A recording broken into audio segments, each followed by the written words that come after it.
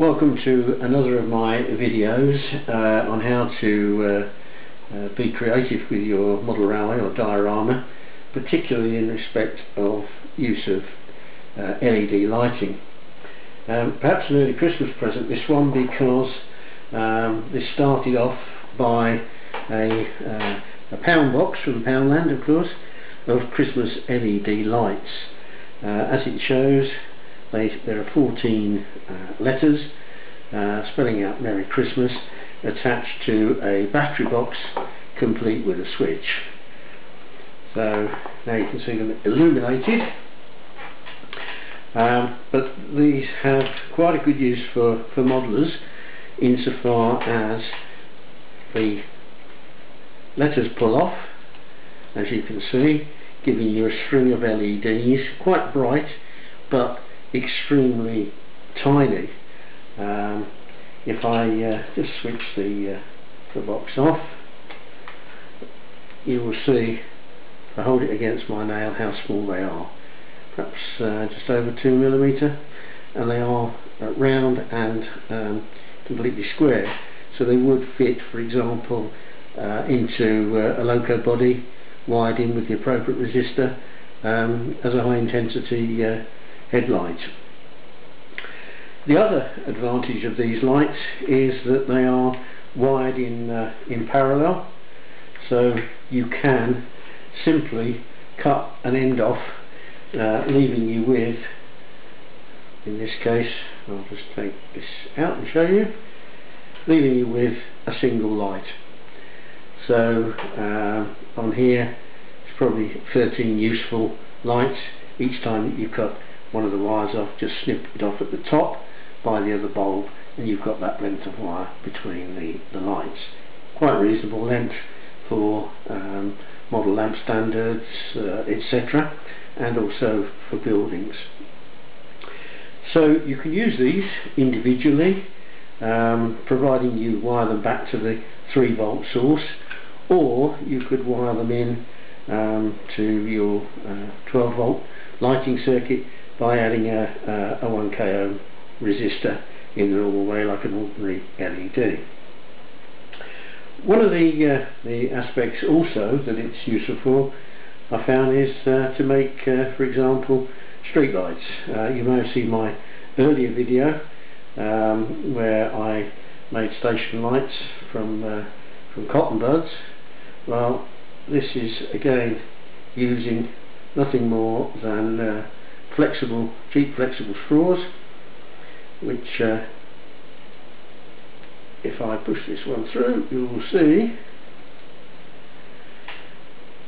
I've cut, in this case, a yellow straw. Flexible bit at the top is ideal for mounting, and then I've actually cut a little opening so that in fact the light shines down. The LED then is pushed through there, and with the flexible straw you could make the joint however angled you wish to. At the end you've got your 2 wires. Take this a stage further, and I've come up with a double platform light.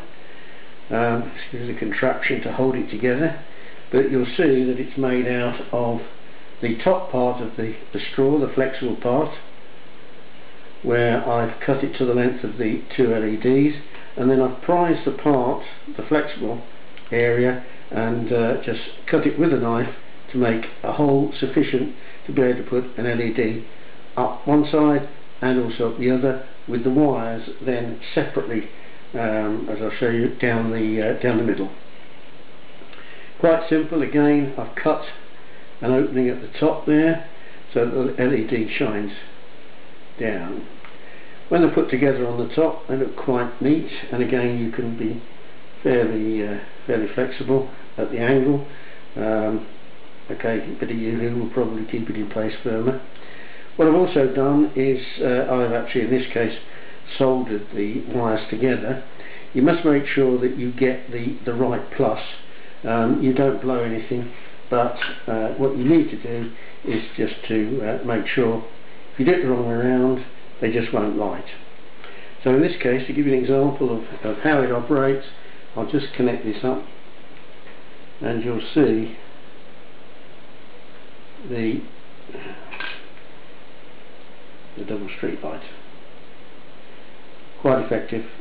No, sorry, not double street light. This could be a double street light or a platform light. Quite effective. This has cost precisely £1 plus a box of straws. They also now, I noticed in Poundland, are supplying without the letters. In this case you get 20 clear LEDs and again a battery box with a switch. Very, very useful, different applications. As I say, just add a resistor if you need to add to a supply higher than 3 volts. Just finally, before I go, my next project will involve a tea light. This being a tea light that's used for flower arrangements, where you have a on, then a flickering, or an on-off regular occurrence flash. One of the things that you can do, I've shown this before using something else, is put this inside a building, and you can see there flashing, and it may look as if some welding's going or some kind of process. But what I want to do in the next video is to experiment with using fibre optic, so that you can control from the one powerful LED the number of branches off with a fibre optic LED. So goodbye for now, and I'll catch up with you shortly. Thank you for watching.